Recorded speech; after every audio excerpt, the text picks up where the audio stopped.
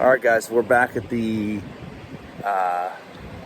customer, the receiver here in Norcross, Georgia. The tank was sitting here on steam.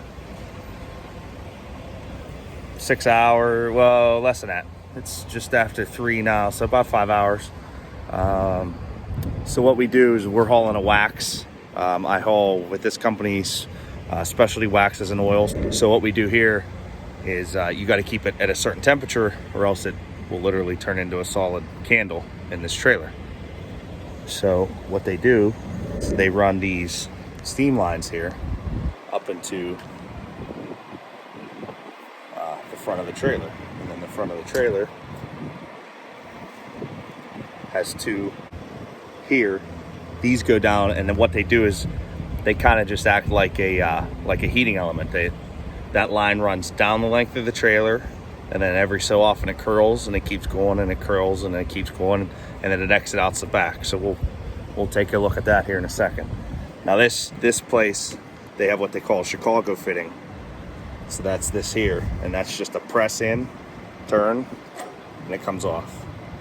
So that's what they call Chicago fitting there.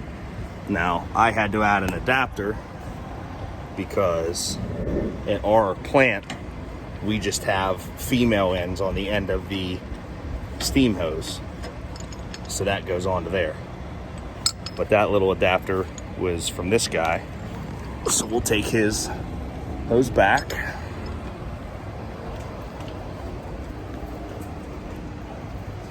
We'll lay it here for now,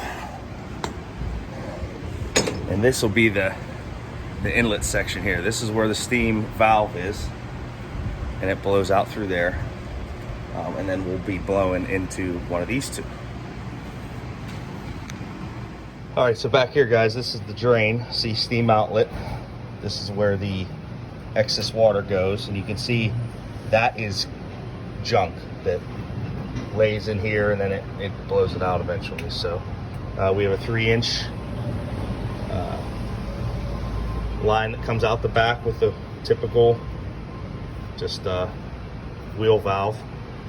This is our internal valve. So what happens is this controls through hydraulic pressure a valve inside the tank, inside the insulation, that holds the product back from running down here. See it back here, because this will get this is exposed to the elements, so therefore it will get rock hard in here during the winter months. So we use this internal valve that controls the valve up inside the insulation, and it allows the product to come down into the external valve, which is this, and the product flows out. These trailers are insulated. Like a lot of trailers, you can tap on and hear how full you are or where your product level is. These aren't. This is insulation wrapped. So real quick, guys, what we have here, I'll try and speak a little louder because the truck's running. This is our air compressor. It's driven off a PTO shaft.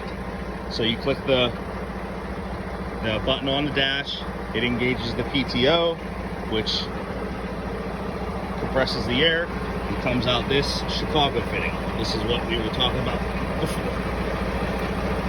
So then we run the air hose to the top of the tank.